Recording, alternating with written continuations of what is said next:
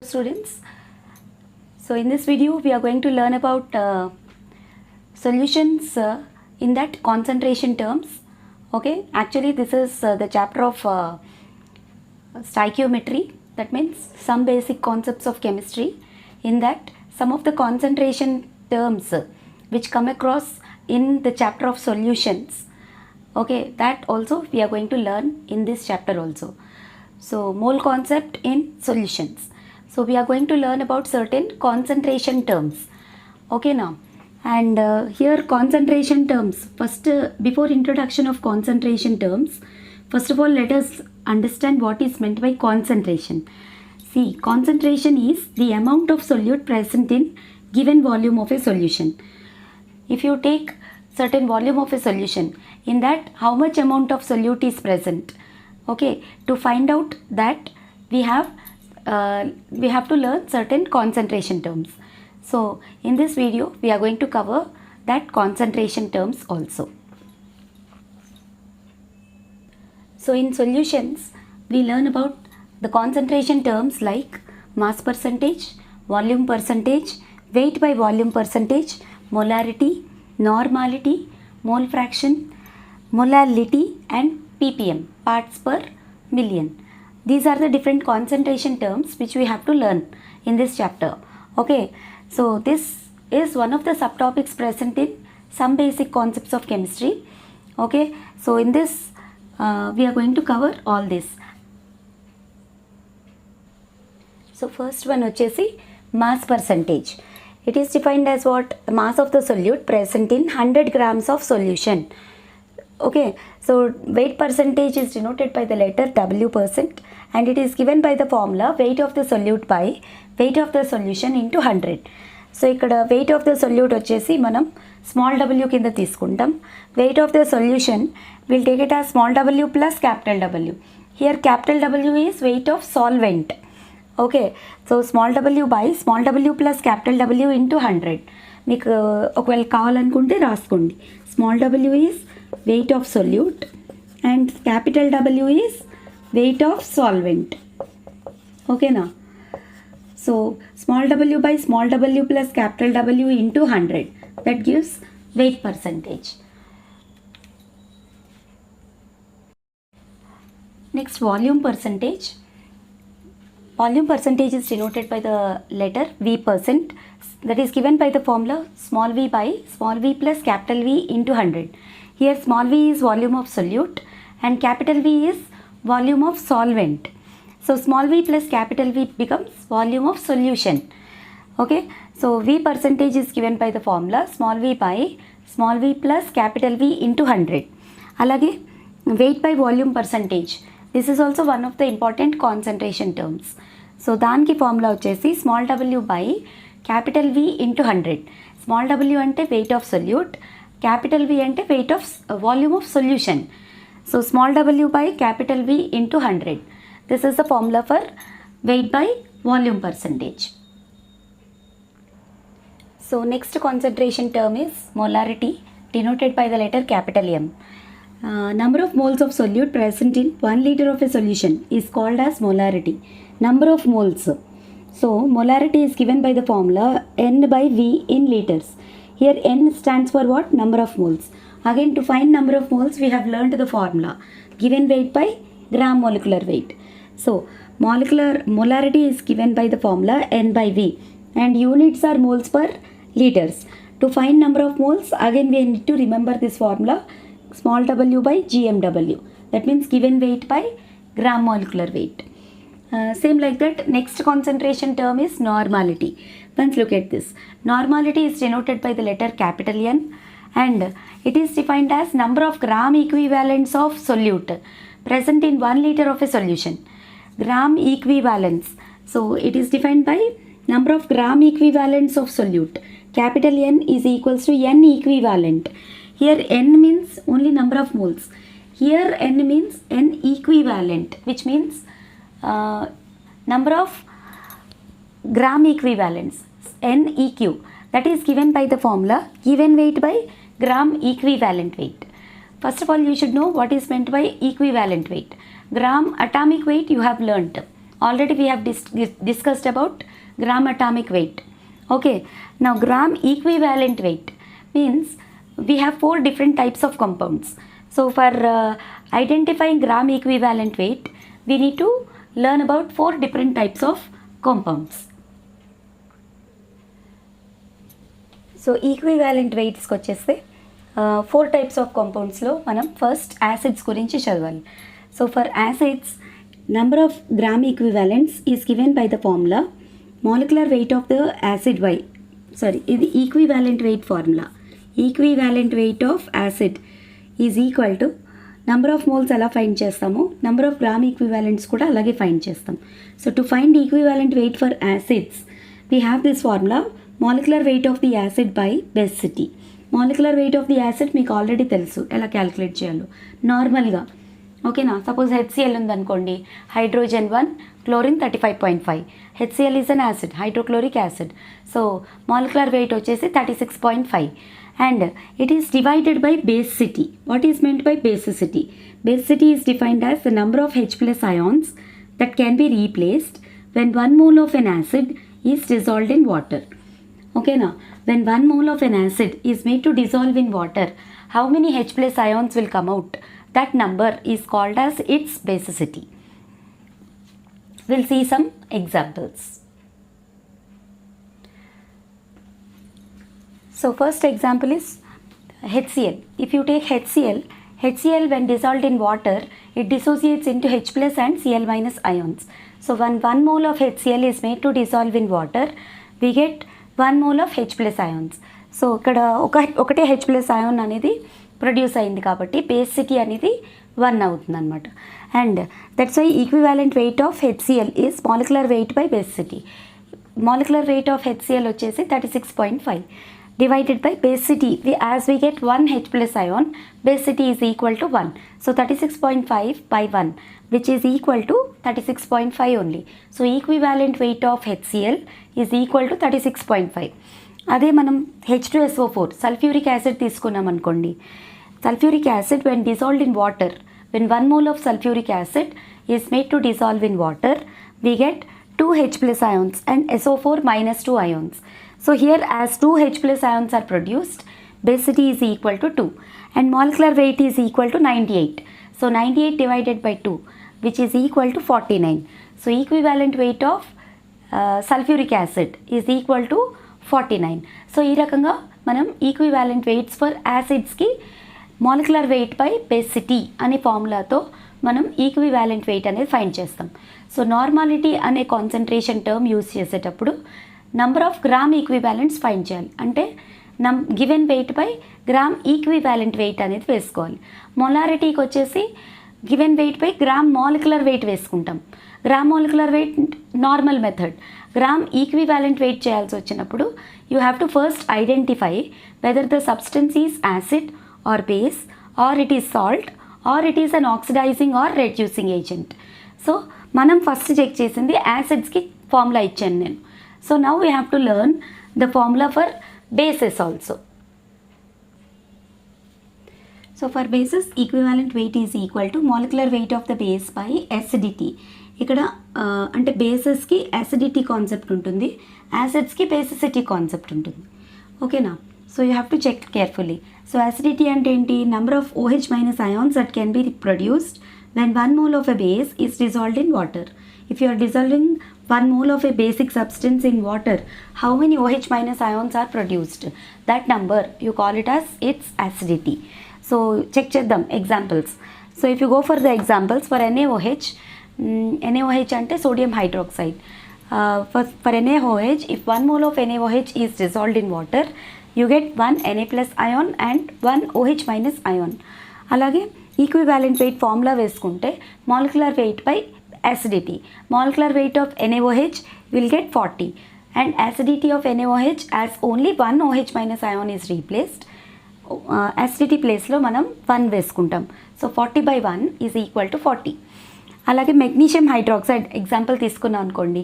when 1 mole of magnesium hydroxide is made to dissolve in water, it will give Mg2 plus and 2 OH minus ions. Okay, so equivalent weight find చేస్తే molecular weight by acidity. So molecular weight of magnesium hydroxide, magnesium 24, oxygen 16, here 2 oxygens are there, 16 2s are 32 and 2 hydrogens, 34 plus 24, you will get 58, and number of OH minus ions replaced are 2. So 58 by 2, you will get 29. So ఈ రకంగా మనం for bases molecular weight by acidity calculate చేస్తే equivalent weight అనేది వస్తుంది అన్నమాట. So for salts, now we'll see how to find equivalent weight for salts. Equivalent weight for salts is given by the formula molecular weight of the salt by charge on cation or anion. So ఒక 1 mole of saltని మనం వాటర్లో dissolve చేసినప్పుడు you will get anions as well as cations. ఓకేనా, suppose Na plus NaCl ఉందనుకోండి, 1 mole of NaCl when dissolved in water we get Na plus and Cl minus ions. So molecular weight of NaCl వచ్చేసి 58.5. Charge on either cation or anion you should take. ఇక్కడ number మాత్రమే తీసుకోవాలి, charge value మాత్రమే తీసుకోవాలి, sign అవసరం లేదు. So charge వచ్చేసి 1 వచ్చింది. ఎయిదర్ క్యాటయాన్, మీరు క్యాటయాన్కి ఛార్జ్ తీసుకున్నా ఇక్కడ 1, ఆనియాన్కి ఛార్జ్ తీసుకున్నా 1. So 58.5 divided by 1, so you will get 58.5 only. Will see other examples. Let us do for calcium chloride, CaCl2. When 1 mole of CaCl2 is made to dissolve in water, you will get Ca2 plus and 2 Cl minus ions. Okay, so equivalent weight of CaCl2, it is given by the formula molecular weight by charge on cation or anion.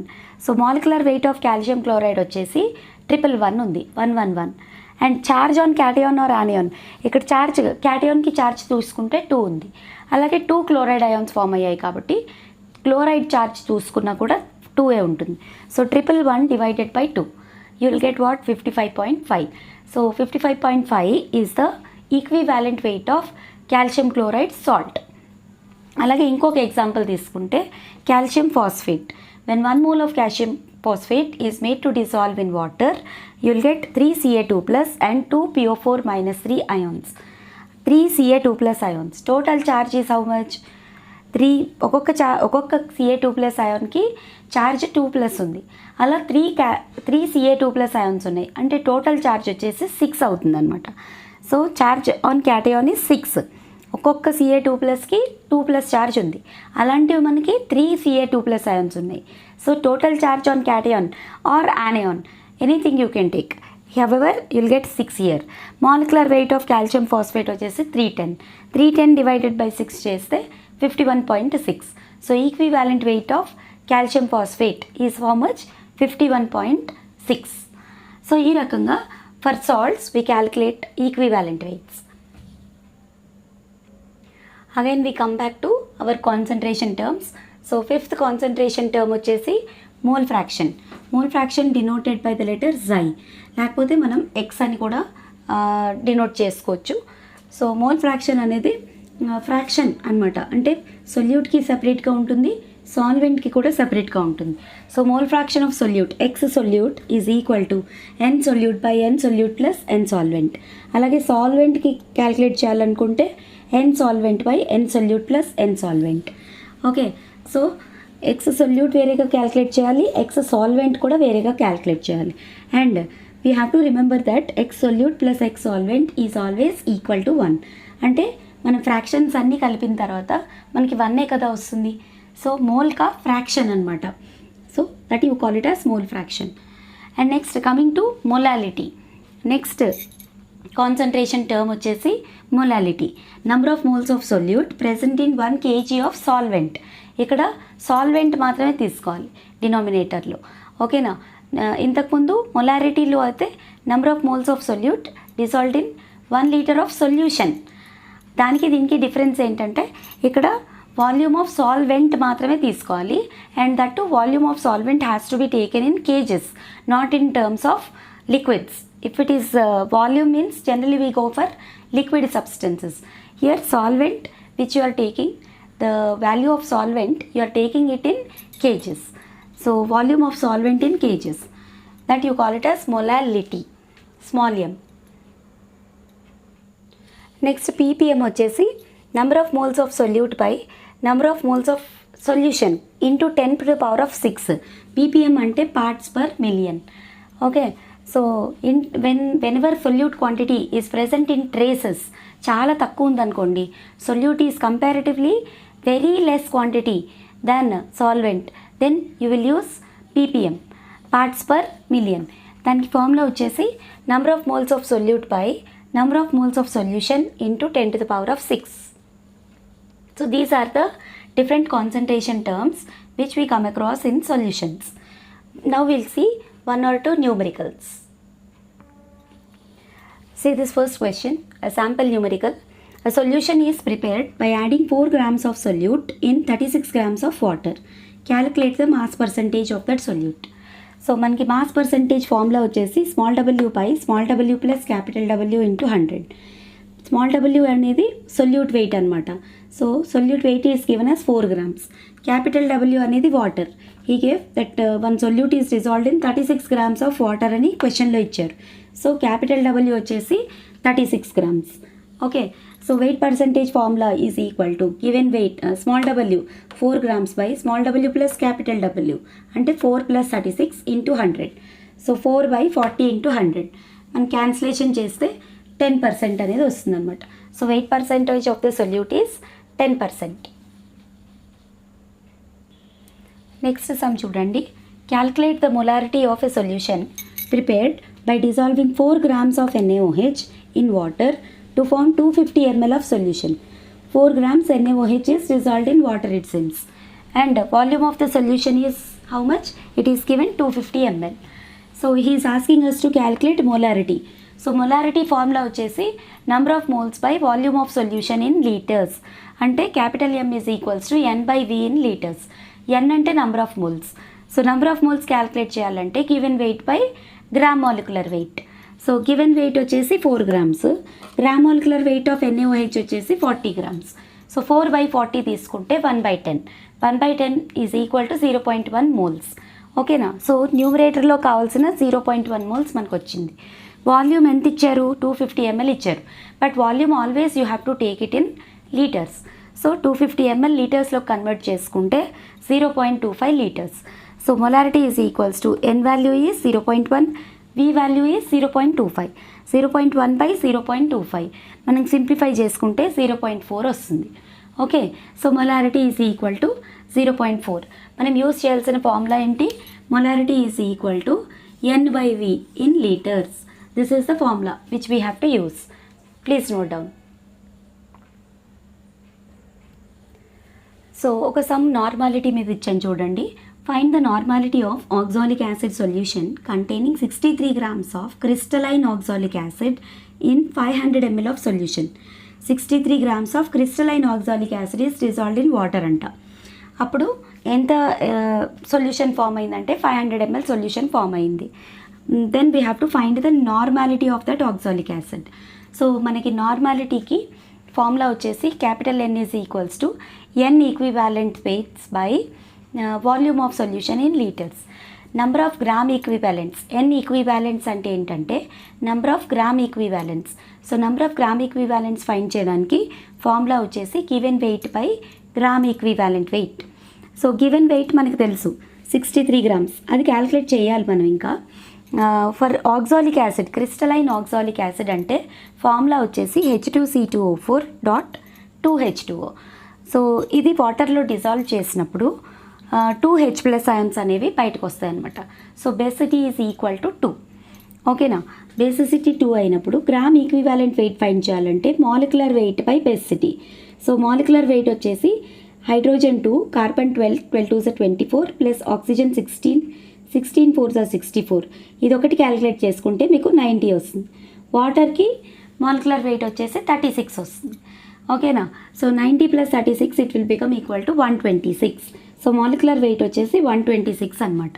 Basicity ఏమో 2. 2H+ ions బయటకు వచ్చాయి కదా. So basicity is equal to 2. So 126/2 చేస్తే మనకి 63 వచ్చింది. 63 అనేది ఏంటి? Gram equivalent weight. So N equivalent is equal to given weight by gram equivalent wait. మనకి గివెన్ వెయిట్ వచ్చేసి 6.3 grams ఇచ్చారు క్వశ్చన్లో. Divided by RAM equivalent wait మనకి ఎంత వచ్చింది 63 వచ్చింది. సో 6.3/63 చేస్తే ఎన్ ఈక్వివాలెంట్స్ వస్తుంది and that is equal to 0.1. So నార్మాలిటీకి మనకి కావాల్సిన ఫార్ములా ఏంటి, N equivalent by volume in litres. So N equivalent వచ్చేసి మనకి 0.1 వచ్చింది. వాల్యూమ్ వాళ్ళేమో క్వశ్చన్లో 500 ml అని ఇచ్చారు, ఇక్కడ రాశాను చూసుకోండి. ఓకే, సో 500 ml అంటే హాఫ్ లీటరే కదా, 0.5 లీటర్స్. సో ఈ రెండు పాయింట్ ఆఫ్టర్ 1 డిజిటే ఉన్నాయి కాబట్టి 1/5 అని రాయొచ్చు. సో 1/5ని సింప్లిఫై చేసుకుంటే 0.9. So normality 0.2, normality is equal to 0.2. Okay, so ఇలాంటివి నార్మాలిటీ సమ్స్ కూడా మనకి IP point of view as well as JEE point of view, EAMCET point of view చాలా ఇంపార్టెంట్ క్వశ్చన్స్ అనేవి ఈక్వివాలెంట్ వెయిట్స్ కాన్సెప్ట్ మీద మనకు ఉన్నాయి. Okay, equivalent wait concept కూడా మనకి నేనైతే నా వీడియోస్లో ఇంకా డిస్క్రిప్షన్లో మీకు లింక్ ఇస్తాను. సో అది కూడా మీరు వెరిఫై చేసుకోవచ్చు. Okay, so please note down these questions. Next question చూడండి. 6 grams of urea is dissolved in 90 grams of water. Find the mole fraction of solute. Urea solute వచ్చేసి యూరియా 6 grams ఇచ్చారు, solvent వచ్చేసి water 90 grams ఇచ్చారు. Find the mole fraction of the solute. So x solute is equal to n solute by n solute plus n solvent. మనకి mole ఫ్రాక్షన్కి formula అనమాట.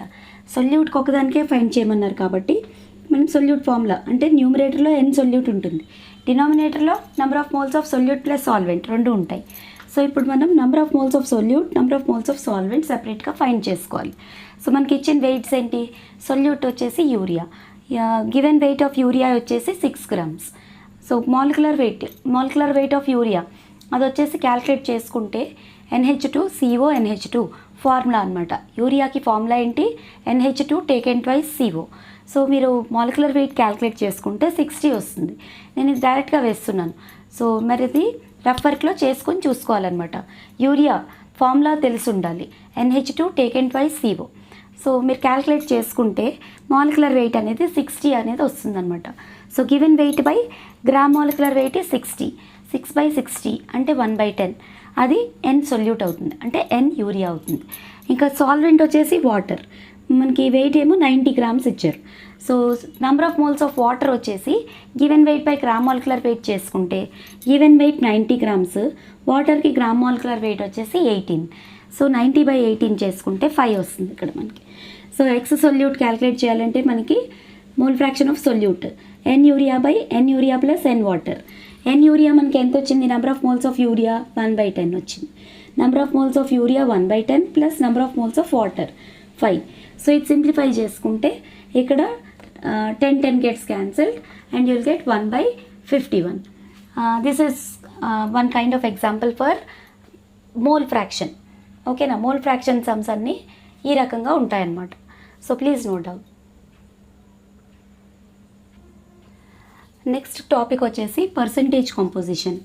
So weight percentage of an element in a compound అంటే ఒక కాంపౌండ్లో ఒక particular ఎలిమెంట్కి ఎంత percentage ఆ కాంపౌండ్లో ఉంది.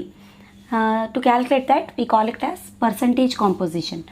So to calculate percentage composition we have the formula weight of the element by total weight of the compound into 100.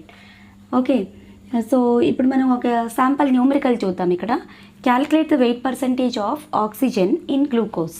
So గ్లూకోజ్లో oxygen weight percentage ఎంత ఉందో మనం ఫైండ్ చేయాలన్నమాట. Okay, so for glucose formula we all know C6H12O6.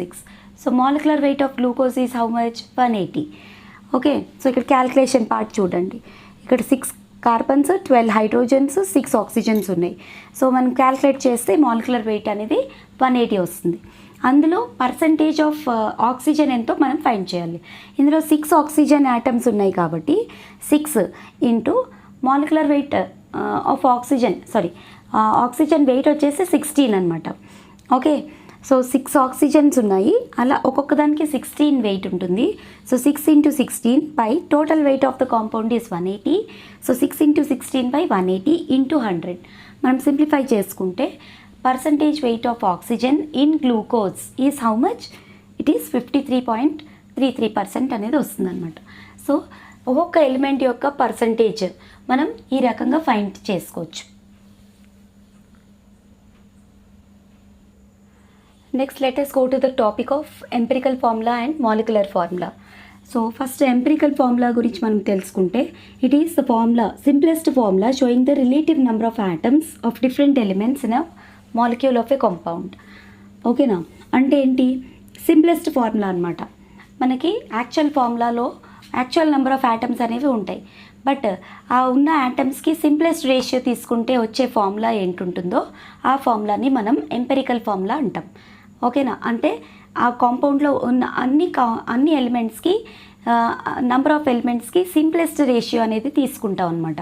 So ఇప్పుడు simplest ratio తీసుకున్నప్పుడు వచ్చే ఫార్ములాని మనం empirical formula అంటాం. అలాగే మాలిక్యులర్ ఫార్ములా అంటే ఏంటంటే నార్మల్, మీకు తెలిసిందే, it represents the actual number of atoms present in the compound. Okay, so ఇప్పుడు relation between molecular formula and empirical formula చూసుకుంటే, molecular formula is equal to n into empirical formula. Here n represents what, molecular formula weight by empirical formula weight. ఓకేనా, so ఇప్పుడు n calculate చేసుకుంటే మనం ఈ formula use చేసుకుంటే molecular formula is equals to n into empirical formula, అది use చేసుకోవచ్చు అనమాట. You can see some examples in this table. Suppose benzene ఉందనుకోండి, బెంజీన్కి actual formula C6H6. So empirical formula వచ్చేసి మనం C6H6, 6కి సింప్లెస్ట్ రేషియో తీసుకుంటే 1:1 వస్తుంది. సో ఎంపిరికల్ ఫార్ములా అనేది షార్టెస్ట్ ఫార్ములా అనమాట, CH. So CH is the empirical formula for C6H6. ఇక్కడ n వాల్యూ 6 అవుతుంది. అలాగే బ్యూటేన్ తీసుకున్నాం అనుకోండి, యాక్చువల్ మాలిక్యులర్ ఫార్ములా వచ్చేసి C4H10. సో C4H10కి మనం సింప్లెస్ట్ రేషియో తీసుకుంటే C2H5 వస్తుంది. సో n వాల్యూ ఇక్కడ వచ్చేసి 2 అవుతుంది అనమాట. అలాగే గ్లూకోజ్ తీసుకున్నారనుకోండి, గ్లూకోజ్ యాక్చువల్ ఫార్ములా వచ్చేసి C6H12O6. దానికి మనం సింప్లెస్ట్ రేషియో తీసుకుంటే C1H2O. ఇక్కడ డివైడ్ చేసినప్పుడు n వాల్యూ అనేది 6 వస్తుంది అనమాట. అలాగే సుక్రోజ్ తీసుకున్నాం అనుకోండి, ఫార్ములా C12H22O11. ఇక్కడ 12, 22, 11 మూడు కలిపి ఒకే టేబుల్లో కట్ అవ్వట్లేదు. సో మనం చేసుకోవాల్సింది ఏంటంటే యాసిటీస్గా రాసుకోవాలి. ఇప్పుడు 12, 22 చూసుకుంటే 2 టేబుల్లో కట్ అవుతాయి, 22, 11 చూసుకుంటే 11 టేబుల్లో కట్ అవుతాయి, కానీ 11, 12 కట్ అవ్వవు. సో అలాంటప్పుడు ఏం చేస్తామంటే empirical formula, molecular formula సేమ్గా రాసేస్తాం.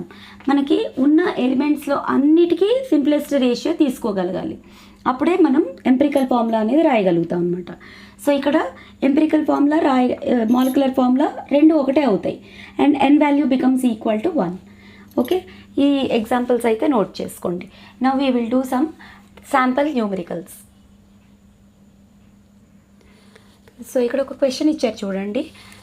Compound contains 26.57% of potassium, 35.36% of chromium and the remaining is oxygen. What is it's empirical formula? మనకి ఇలాంటి క్వశ్చన్స్ ఇచ్చినప్పుడు మనం ఒక టేబులర్ ఫామ్ అనేది మనం ఫ్రేమ్ చేసుకోవాలన్నమాట. ఓకే, సో ఆ ట్యాబులర్ ఫామ్ వచ్చేసి ఫస్ట్ కాలమ్స్ లాగా మనం ట్యాబులర్ ఫామ్ గీసుకుని సమ్ చేసుకుంటే మనకి ఈజీ అవుతుంది. సో ఫస్ట్ ఎలిమెంట్ తీసుకుందాం. Okay, first element, then percentage composition, అంటే అది క్వశ్చన్లో ఇచ్చారు మనకి, percentage composition of that element, and then atomic weight of that element, then atomic ratio will take this divided by this, అదే ratio అనమాట. ఇంకా simplest ratio.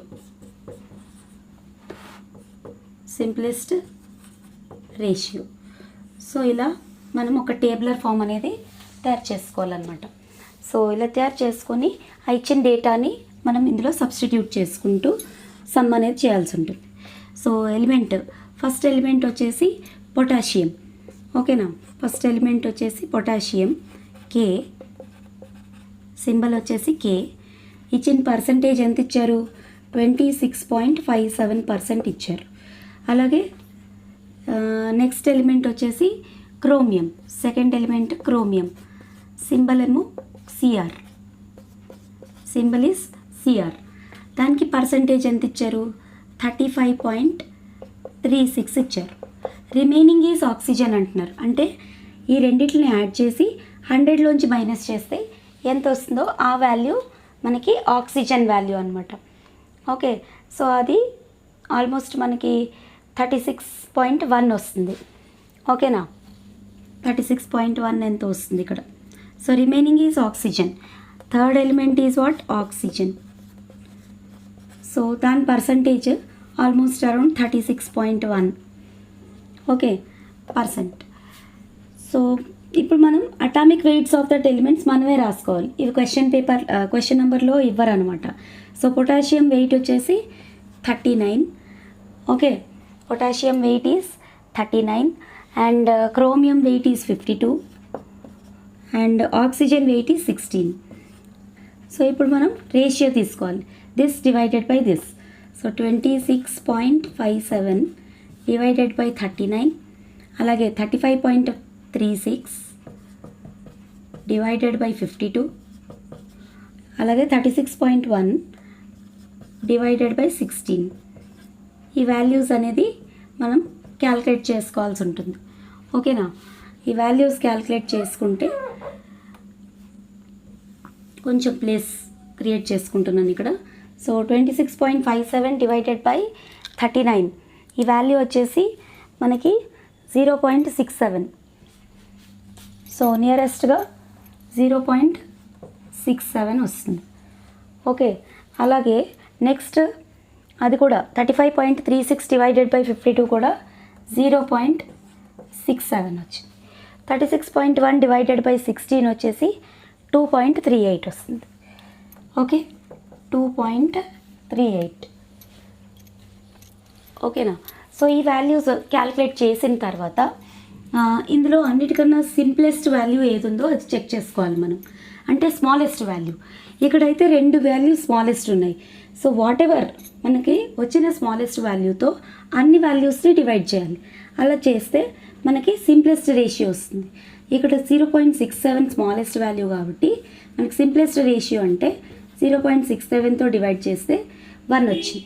అలాగే ఇది కూడా 0.67 బై 0.67, ఇది కూడా 1 వచ్చింది. ఓకే, సో ఇక్కడ 0.67 divided by 2.38 divided by 0.67. Okay, ఇది ఆల్మోస్ట్ మనకి ఎంత వాల్యూ వచ్చింది? If you divide 2.38 divided by 0.67 ఒకసారి చూద్దాం. 238 డివైడెడ్ బై 67 చేద్దాం. Okay, 238 67 into